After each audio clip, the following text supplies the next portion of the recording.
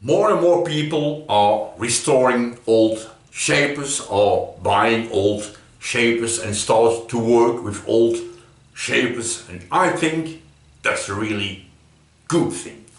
And for example, Dean from the Air Cave shop, when he finished restoring his shaper, he did a magnificent job on it.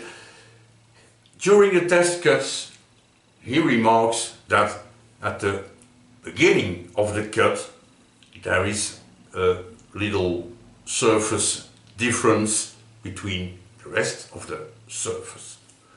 And he's asking the question, how is this possible? And I wanted to answer Dean in an email or in the comments, and then I thought, let's make a video about it, what I'm doing right now, so I can share it with everyone who's interested.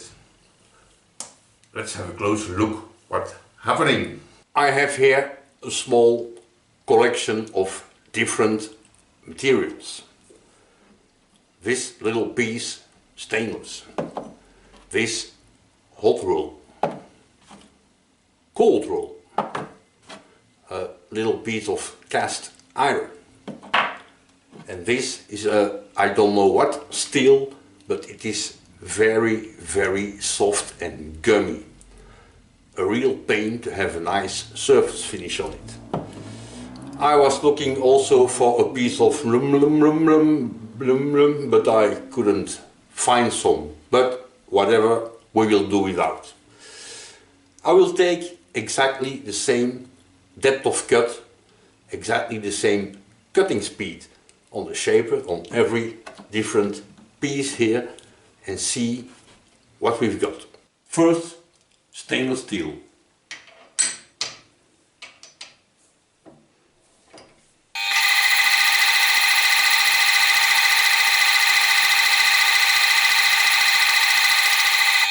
Hot roll.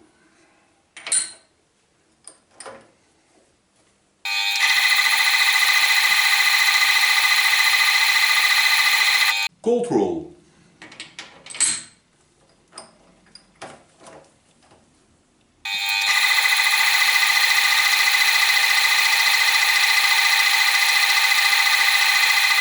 Bubble gum.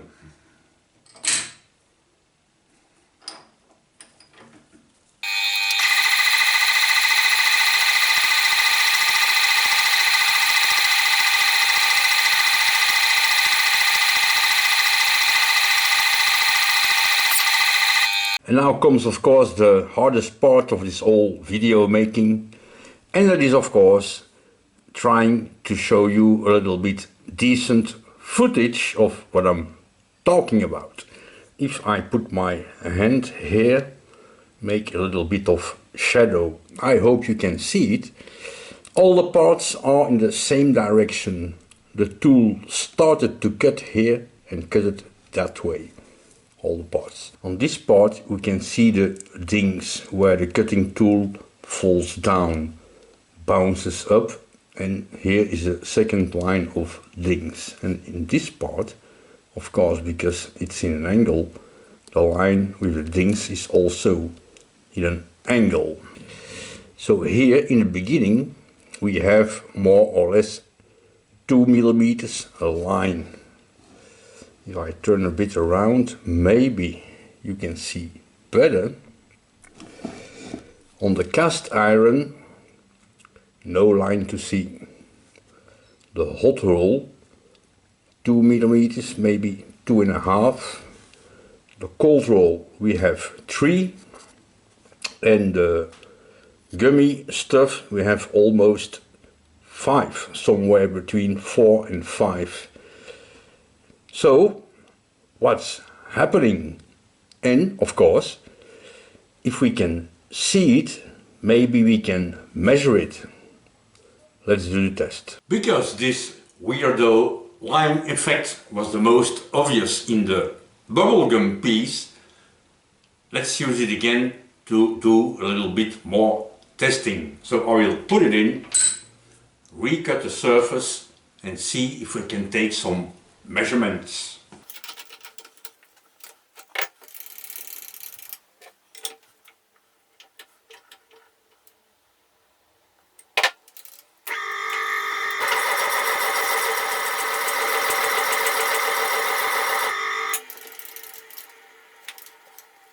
This was exactly the same cutting speed, again same depth of cut, and to give you a hint to what's happening, I will glue the part with my black Sharpie.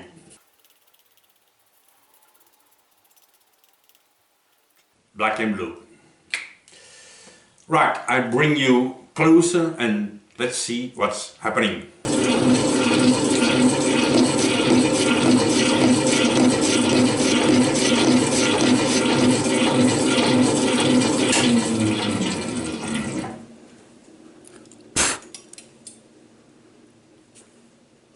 Here we can clearly see lines.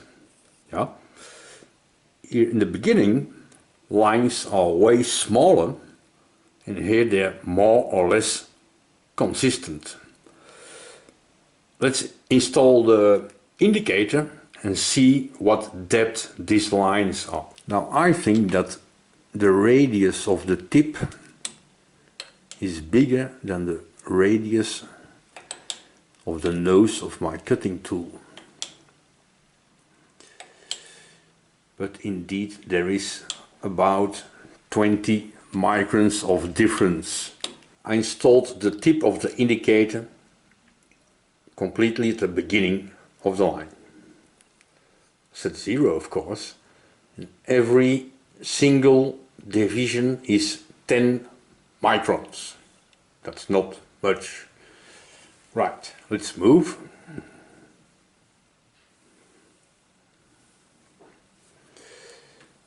Over here now we see that this thing, this little surface, is 60 microns higher than the beginning of the cut. On this handy little chart we can see that 60 microns is too much, like Jeremy would say. If I move the indicator a bit further, no, further is the other side of course, we see that the surface goes up. Move a little bit.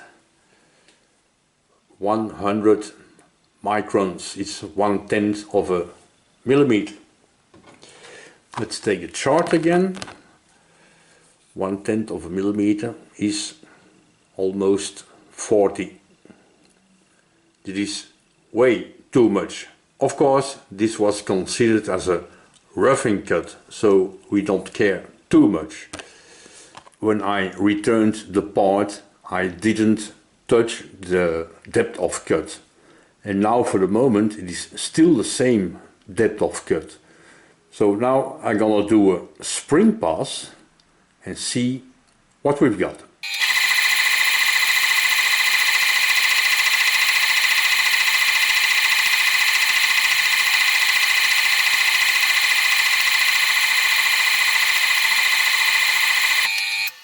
Let's see what we've got now.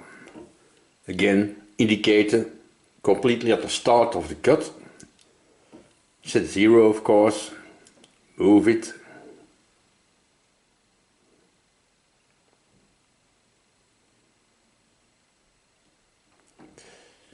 A bit over 10 microns of difference.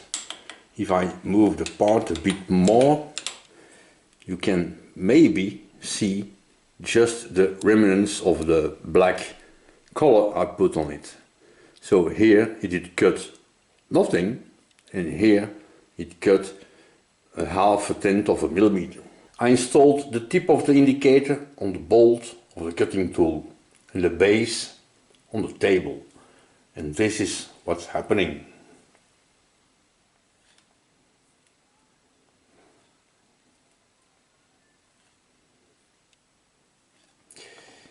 If I put my piece of wood on this side, I don't know if the camera will pick it up, but you can see actually the ram moving.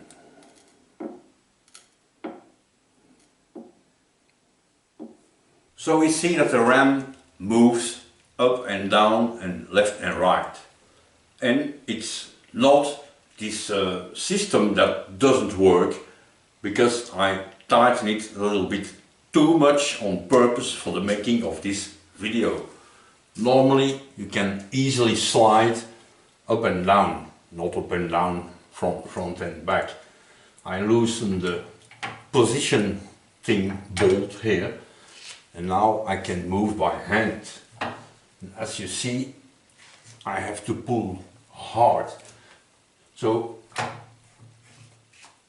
this thing is too tight to be good, and still there is some movement. It's of course the table that's moving down a little bit and the ram is moving up just a little bit, and together they make a difference of 1/10 of a millimeter. After a spring pass, or sometimes 2 spring passes, it's perfectly flat. This is more or less the situation. The cutting tool is completely aft. The cut is gonna start. The ram and the tool slide and all these things together are bending down under their own weight, right? The cutting tool is bumping into the material.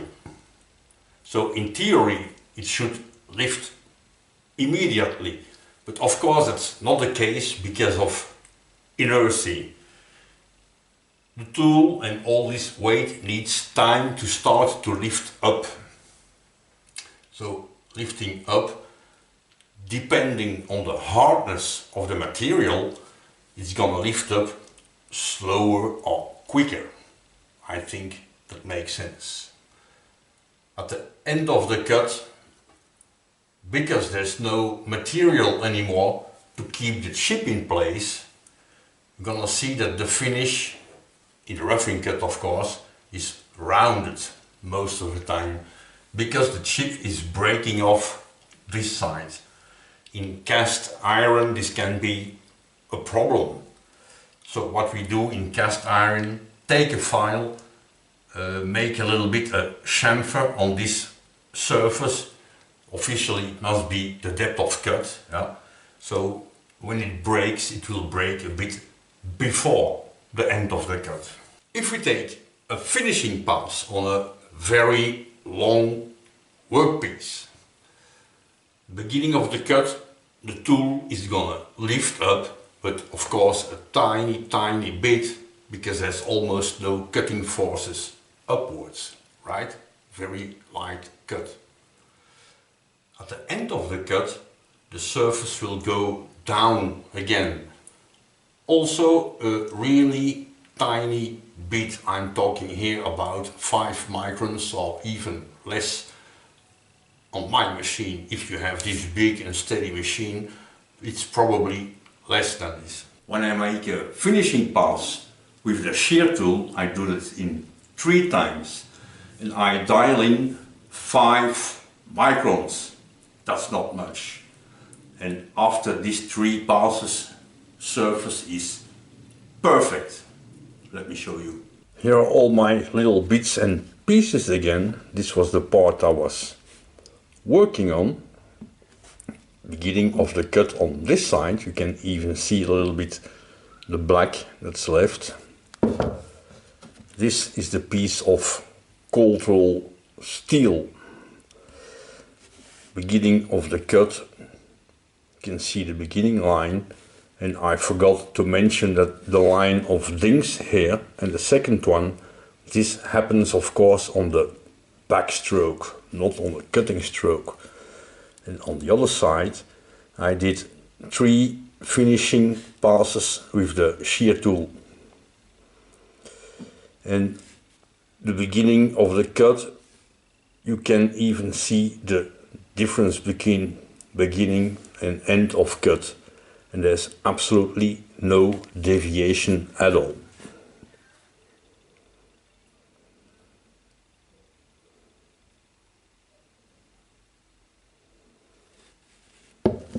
Because of this flexing of the ram and the movement of the table, yes, even with a table stud thing here below, this machine doesn't have one, But because of this movement, I think it's not a good idea to recut the surface of the table.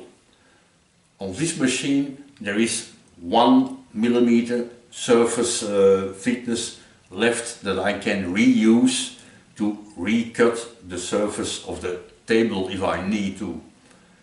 On this table the surface finish is perfect. There's no dings, no cracks, no nothing, so I don't want to do it. If you see there's something really wrong with the surface of the table of your machine, use some shims. Don't recut, and especially not in the beginning. You just restored a shaper, you want to use it, and you will see that in the beginning it's maybe perfect, but after a few flight hours there will be some movement and you have to readjust the whole thing. Imagine you recut the table and you have to readjust after.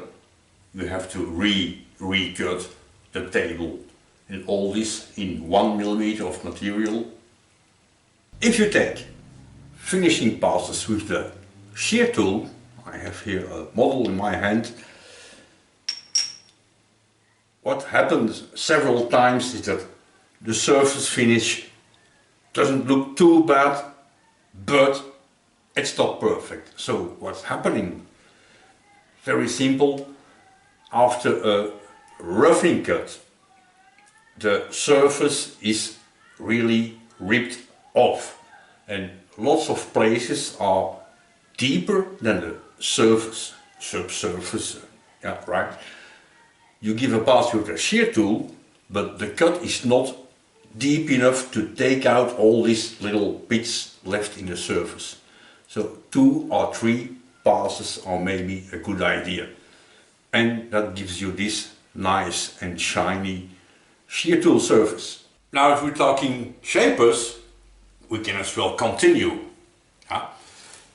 Let's learn a little bit from each other. I watched a video a few weeks ago from Tom, Hilltop Machine Works. And Tom, he's making tool holders for his lathe, a nice big block of steel. And he's roughing out, and one moment he says, hey, this surface finish is really good for a roughing tool. Of course, Tom, if you re-watch your video, you will see that your cutting tool is cutting, of course, this, no problem, yeah, the round nose in place, the chip coming off, and the bottom of the tool is parallel with the finished surface. In the shaper books we learn that a finishing tool, a finishing tool looks like this, rounded, a big surface that touches the finished surface, right? What Tom did, he had his tool 0 free angle between the surface and the bottom of the tool, so the bottom was rubbing all this surface while cutting. And of course, in the same time, it serves as a finishing tool. Now Tom, you were really lucky on this one, because a little bit of angle too much and this corner of your tool would have ruined your finish. Jeremy made things. He recuts in an earlier video a dovetail for his camera holder. Now it's not the same, but it's a bit the idea of the quick release system, and he recuts the dovetail that's in here. So you got the idea. And we see that he's cutting with his 60-degree tool in here, and the clapper claps completely up, so on the backstroke his tool is rubbing up here somewhere. What's happening? We see in his footage that the clapper box is almost straight, 90 degrees, and his cutting tool is that way. On the backstroke the clapper lifts and rubs on the top side. Jeremy, you were really lucky on this one because your dovetail was very small and the clapper box has a lot of run, so he gets away with it, no problem. What he should have done if it was a bigger, let's take the tools away, draw a line more or less in the center of the angle, cut the angle in two, and this is the pivot line of the clapper. So the clapper should be right here, this way, and the cutting tool going out this way. If now the clapper moves backwards, it's gonna clear this surface and this surface at the same time. The clapper is straight, it's gonna clear this surface and it's gonna dig in this one. So Jeremy, no worries, for you it worked, so it's not a mistake, it's not an error, but for bigger dovetails, be careful with this. So I can only hope that all this information and all this blah blah can be helpful to someone, and if you have questions, suggestions, good ideas, whatever, put it in the comments and we'll see what we can do. But the most important, in my opinion, is of course to have fun with it.